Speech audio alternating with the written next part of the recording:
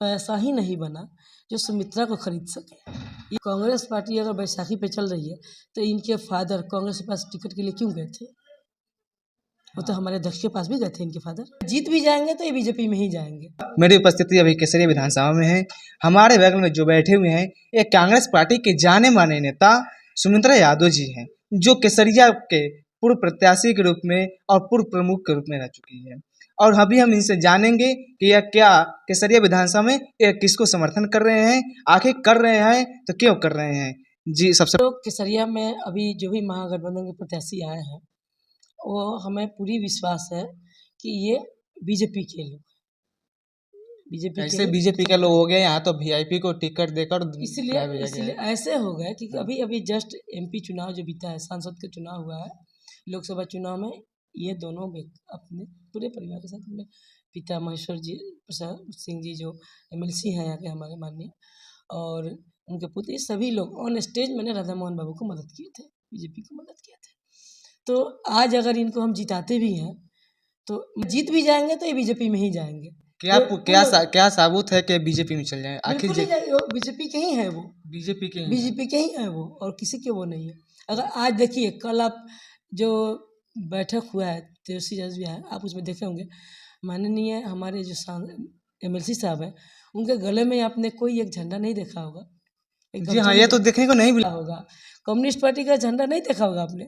अगर आप महागठबंधन से हैं तो आपको हर गठबंधन का झंडा आपके या मैंने जो उसकी जो गमछा है या उसका लोगो आपके गले में होना चाहिए। तो वो कभी नहीं आपको देखने को मिला। आप अभी बोल रहे हैं कि नहीं देखने को मिला, तो वो हमें एक्सेप्ट कर ही नहीं सकते हैं। वो ड्यू टू सीट इसलिए लेके आए हैं क्योंकि उनको जितना है, किसी पार्टी से टिकट मिल जाए वो लड़ना चाहते हैं। तो मुझे ये भी बोल रहे हैं कि रामस्वरण राय को 20 लाख रुपए दिया गया है ना, लेकिन मैं तो आरोप नहीं लगा रही हूँ ना, ये तो आरोप ही लगाएंगे ना। आप उनसे पूछिए कि उन्होंने केसरिया का ऑफिस का ओपनिंग किया उस समय किसी यादव को या हम लोग को क्यों नहीं पूछा? किसी आरजेडी के कार्यकर्ता कांग्रेस के कार्यकर्ता को क्यों नहीं पूछा? दिखाई देना चाहिए ना, कोई तो नहीं था, कोई नहीं देखा गया। तो फिर आज वो इल्ज़ाम कुछ भी लगा सकते हैं। रही बात सुमित्रा यादव को खरीदने के बारे में, तो शायद वो पैसा ही नहीं बना जो सुमित्रा को खरीद सके। ये मेरी जनता वो तो ऐसा भी बता रहे हैं कि केसरिया में कांग्रेस पार्टी अगर बैसाखी पे चल रही है तो इनके फादर कांग्रेस के पास टिकट के लिए क्यों गए थे? वो तो हमारे अध्यक्ष के पास भी गए थे इनके फादर, वरुण जी के लिए। बाद में ना वीआईपी में आए हैं। ये कहाँ जाते हैं, उनके भी फोटो वीडियो हम लोग भी दे सकते हैं, लेकिन हम लोग अच्छा नहीं लगता है। साथ में है क्या शिकायत करना? आप महागठबंधन में थे, हम लोग थे, आपका विचार हम लोग से नहीं मिलता, हम लोग आपसे अलग है। इसके पहले भी चुनाव लड़े हैं, हमेशा चुनाव ये भी लड़ते हैं, लेकिन अभी तक कैसे से विधायक नहीं बन पाए। क्यों नहीं? आखिर क्या है नहीं बन पाए? देखिए, अगर हमेशा केसरिया से उनको चुनाव लड़ना है तो केसरिया का जनता का दिल जितना होगा।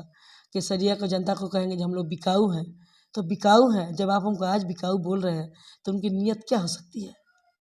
सभी कोई जानता है। सुमित्रा के बारे में अगर बात आएगी मेरे बारे में तो सभी लोग जानते हैं कि सुमित्रा बिकाऊ नहीं है। मुझे किसी को खरीदने का औकात नहीं है।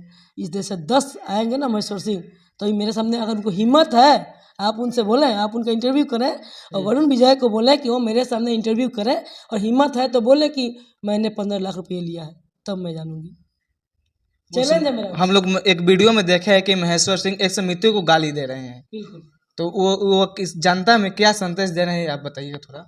देखिए, जो व्यक्ति इसी से परिलक्षित होता है ना कि वो चाहते हैं कि कान पकड़ो तो उठो, बैठो तो बैठो, यही उनका नीति है।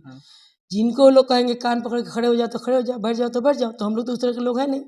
इसी का उनको दिक्कत है, इसीलिए कोई भी इल्ज़ाम लगा सकते हैं। इल्ज़ाम हम लोग भी लगा सकते हैं जो हकीकत है, लेकिन हम लोग नहीं लगाना चाहेंगे, क्योंकि वो जो कर रहे हैं वही हम लोग करेंगे तो फ़र्क क्या रहेगा? इसलिए वो कितने भी इल्ज़ाम लगाए हमको कोई फ़र्क नहीं पड़ता है। उसके लिए माँ वैष्णो है, हमारे धौल बाबा है, धौलपीठ कभी इनको माफ़ नहीं करेगा जो हम ये इल्ज़ाम लगा। आप महिला